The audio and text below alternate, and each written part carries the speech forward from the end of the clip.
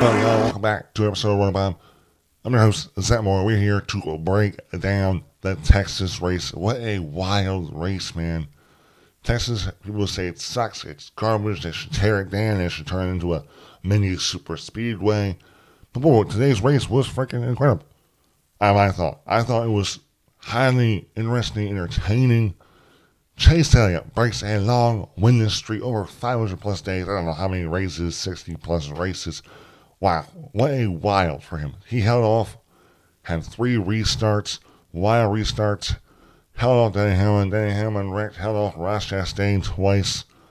Did a great job and won this race, and he deserved it. But this race was so wild. We talk about stage one. Kyle Larson dominated stage one, I felt like. Ty Gibbs ran second most of the time there. But those two, it was freaking Kyle Larson, Ty Gibbs just ran away from the pack in stage one. Chris Brown at third. And then we have our own one and only pit stops. Kyle Larson pits, does a normal pit stop, but then Ty Gibbs gets trapped. He runs long, was not able to get his pit stop multiple times without traffic, ruins his opportunity. I think he had a loose wheel too, ruined him. We also had a single car spinning with Jimmy Johnson in the 84. That's not great for him. He was getting torched on X because of this. Maybe he really should have retired. So that ended up being Kyle Larson winning stage one. Then stage two was a freaking messy, wild freaking stage two. Lots of chaos. Kyle Larson, I think, led the first half. But we saw so many wrecks. We saw Christopher Bell getting a big one. Alex Bowman getting a wreck. Lots of cars just getting loose. There was a couple of bumps in turn 3 and 4 that people got up on. Oh my gosh, man. There was a lot of carnage. And then we saw, I don't know what it was, halfway through this stage two, Kyle Larson leading under caution, has a loose wheel from a lead. I believe it was their first pit stops after the stage one victory. I don't know what it was or how it happened, but he got a loose wheel during caution, and that ruined his day. Loose wheel, he was stopped for 2 laps in pit road, ruined his day, had to fight his way back. Just wrecks. I think it was like 5 wrecks in this freaking stage two. Stage two took a long time, man. This race was unpredictable. The restarts were wild because that was really the only time you could really pass. Because if the race got freaking strung out, it was just not going to be. It was not fun at all to watch. Not entertaining at all to watch. We had a lot of strategy, a lot of cars flipping the stage when cautions came out. Because there were so many cautions, there were so many opportunities to, win the pit, win not the pit, and it ended up leading to Ross Chastain winning stage two. Stage three happened, and we ended up seeing freaking the 23 and the 41. Right early in stage freaking 3, it might have been on the first lap of stage 3. So those guys really, that killed kind of their day or maybe their track position. We also saw Ryan Blaney, who had a really dominant car all race, get involved in a wreck, spin out, get too high in those grooves. The PJ1, they haven't sprayed that in a couple of years, but it's slick when you get up there. It's doomsday when you get up there. Cars wrecking hard, destroying. So many contenders getting taken out by this race. But then I felt like stage 3 really started taking shape. When we saw Tyrek, he had a freaking rocket ship, was dominating this race, had a 5-second lead. It was Hamlin second, Chase Elliott third, William Byron fourth. They have a pit stop cycle where then it ended up being Denny Hamlin, Tyrek pitting together. Tyrek has this 5-second gap, but then loses it on pit road after a terrible pit stop by 2311's pit crew. They got to figure something out because they're going to lose. They're going to lose, keep themselves from winning races this year because of that. And I feel terrible for Tyrek. He has a car, he's in control, loses the lead by Denny Hamlin. But then later in that run, after pitting, gains the lead back from Denny Hamlin, puts a couple freaking car gaps on Denny Hamlin. Denny Hamlin really didn't give a fight for that lead.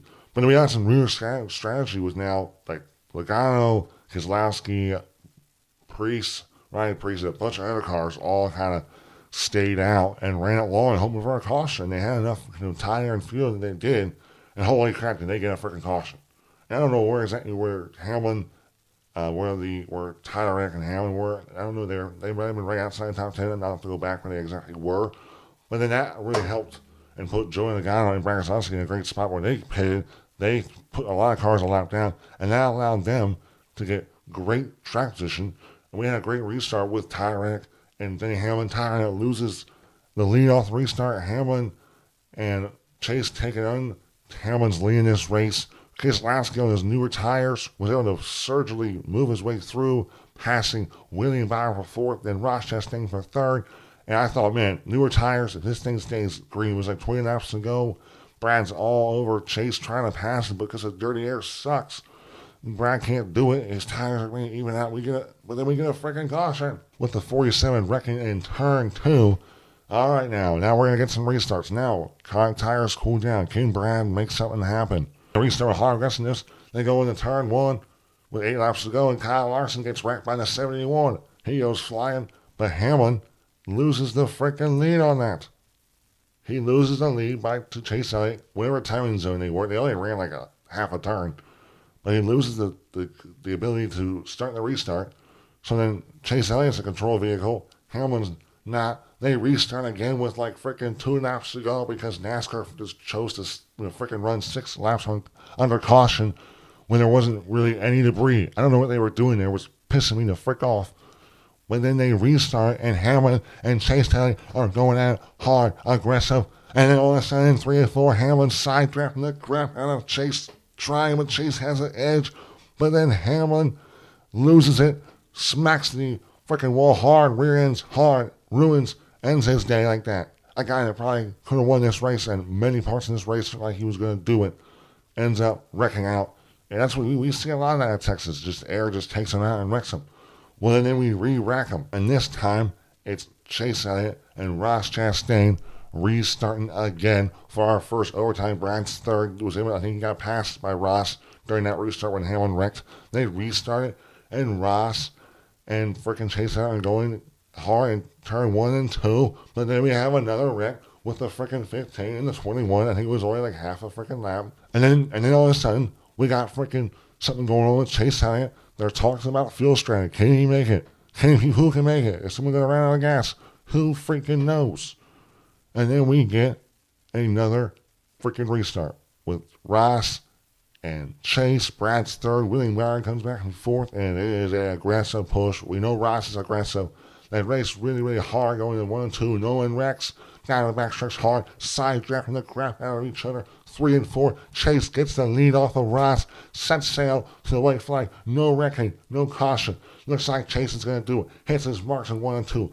Ross is slow. And then they're going down the backstretch. Ross is really freaking slow. Gets wrecked by William Byron. William Byron runs into the back of Ross. That ends up throwing the yellow.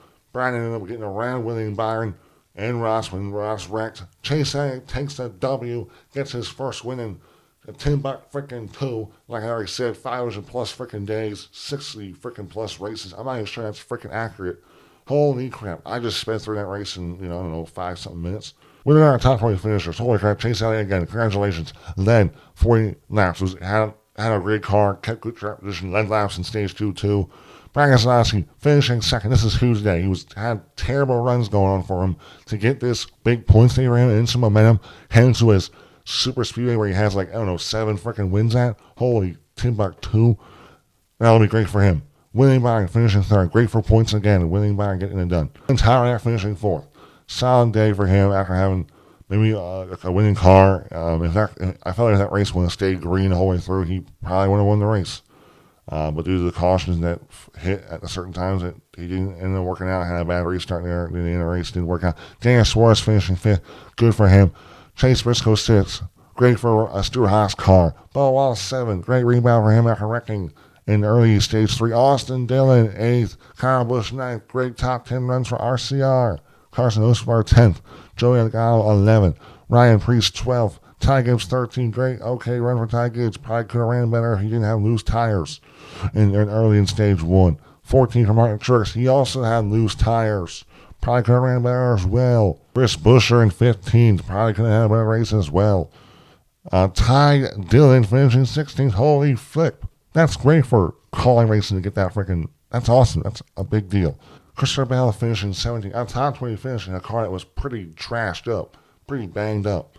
So that's awesome for him. Great rebound. Really show how much speed that car really have. Noah Gragson 18th. Good top 20. Eric Jones 19th. Daniel Hammer 20th. That's your top 20. Kyle Larson finishing 21st. Had that loose wheel that killed his day. Was held for 2 laps. I mean, that was such craziness. Really hated for him. If he didn't have that, he probably would have ended up winning or putting himself in a position to win this race. Also, Jimmy Johnson, 29. He was, I don't know what to say about him. Hamlin, 30th. Ryan Blaney finishing 33rd. And then Alex Bowman, 37th. A lot of those guys that were probably going to run better, got in wrecks, just got involved in wrecks, caused their own wrecks. Lots of craziness, lots of wrecking. The rolling rate, holy crap. This race, look, I think if this race went green, like I said, it would have been a snoozer. Because Dirty Air was so bad as cars. It was just single file, really spread out. It wasn't exciting, but with all the wrecks and all the restarts, it made for exciting racing. Now, wrecking isn't always great. Costs a lot of teams money when you wreck for those cars. You gotta get repairs. But I do think this race was chaotic. It was probably a lot more unpredictable than what people, fans thought.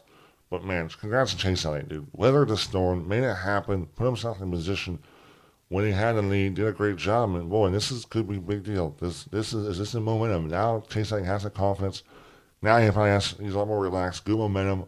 Who knows? This has turned into a lot more wins, a multiple win season now. We'll see with that.